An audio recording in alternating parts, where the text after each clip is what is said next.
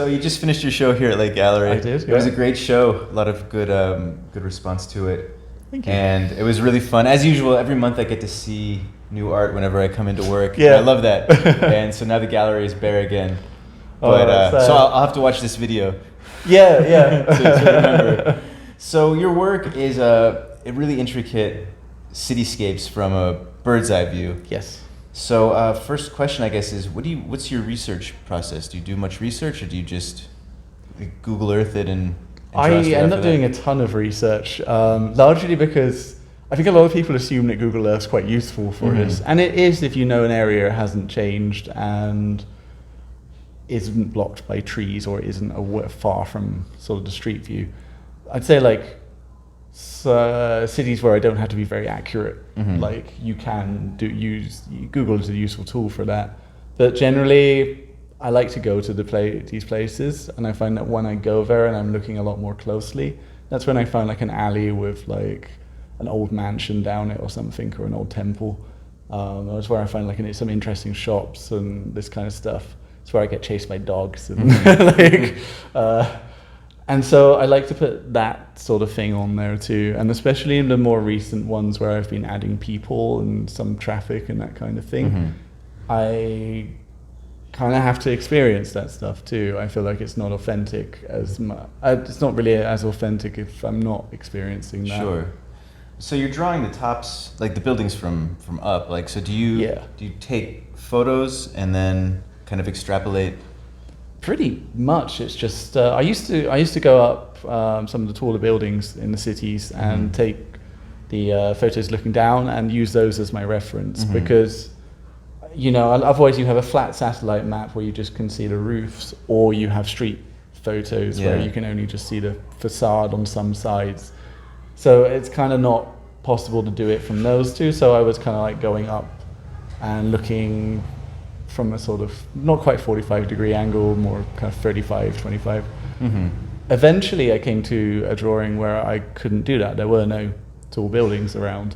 I think the sanatorium out in there's a what was a leper colony, leper sanatorium in the Japanese times, and I wanted to draw it, but there wasn't any real vantage point. So I was like, okay, we'll just try and do it from ground photos. So I walked around the whole site and realized like, oh, actually I can just kind of like you say, extrapolate it out from the street sometimes. Like I don't have to go up anymore, and I think it's just training over time that I'm kind of able to do that now. So you're one thing that a lot of artists have trouble with is perspective, and your pictures are all 3-point and I guess a curvilinear perspective in some of them, right? With the round ones.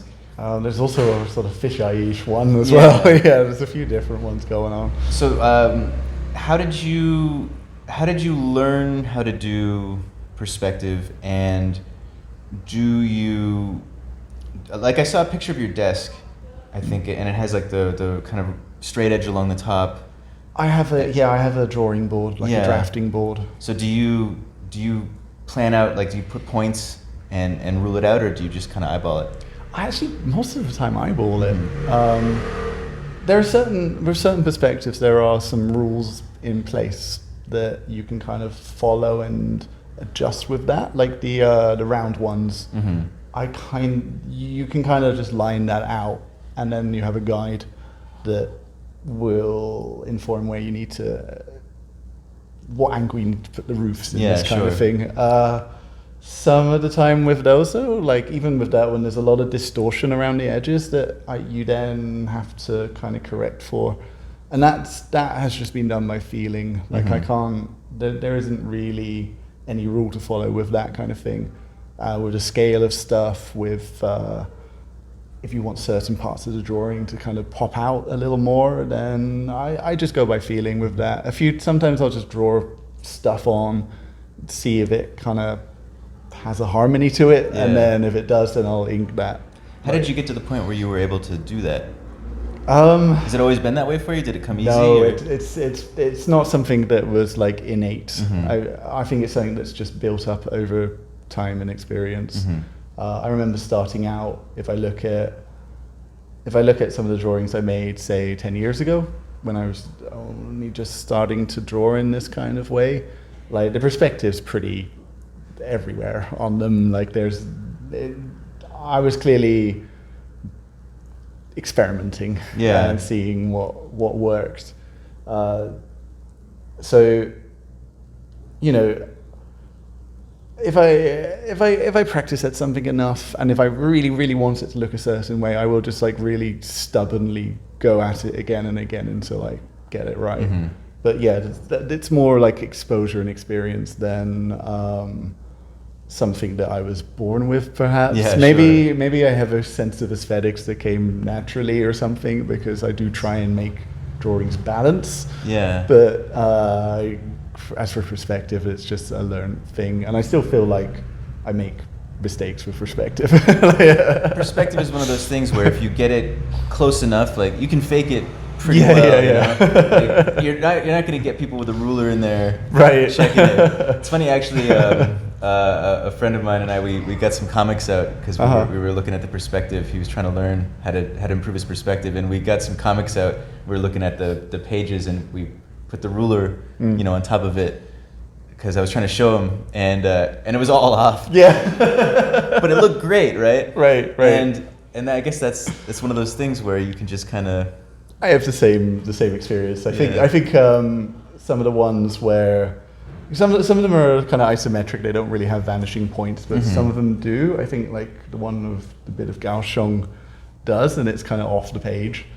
But if you were to like really measure it and really put a sort of linear thing on and see like, okay, has he actually got the scale of the building completely right going off into the mountains there? Probably not really. It's probably kind of an effect that works overall, but when you're drawing like hundreds of little tiny buildings, and you also get into a bit of a zone sometimes where you're not looking at the wider picture always, then it can go off a little bit. Speaking of getting into the zone, it must be really meditative drawing these, right? Like, yeah. Just kind of, I don't know, do you listen to music? Do you listen to podcasts, put on the TV? I have always listened to music. I've never really listened to podcasts or TV while I'm doing it.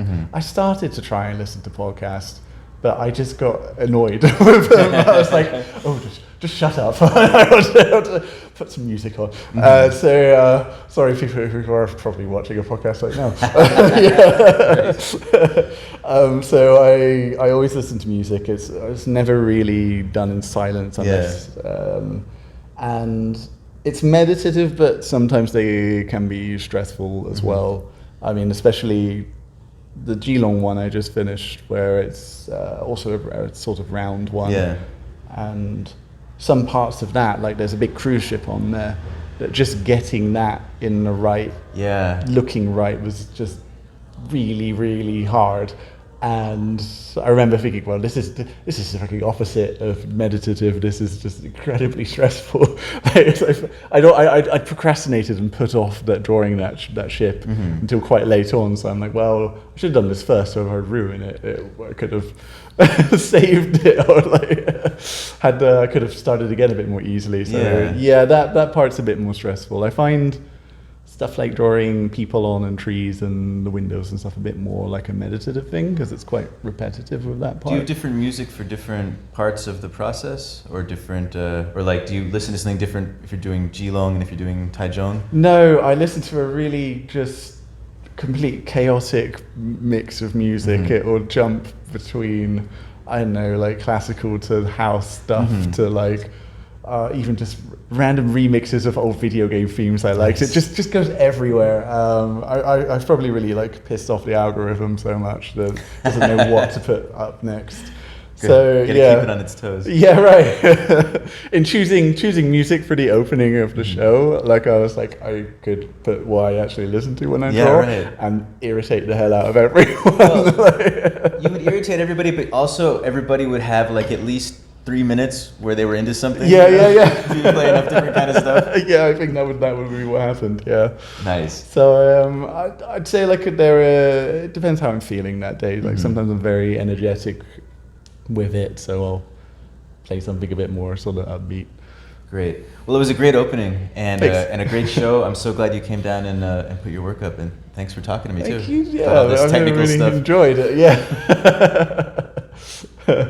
Yeah, it was nice doing something out of Taipei that I'm more present at. Mm-hmm. I've done a couple of shows that were just run by a gallery, and I think for 2 of those I was actually out of the country, so I was sort of a bit sad that I couldn't be there for it. Mm-hmm.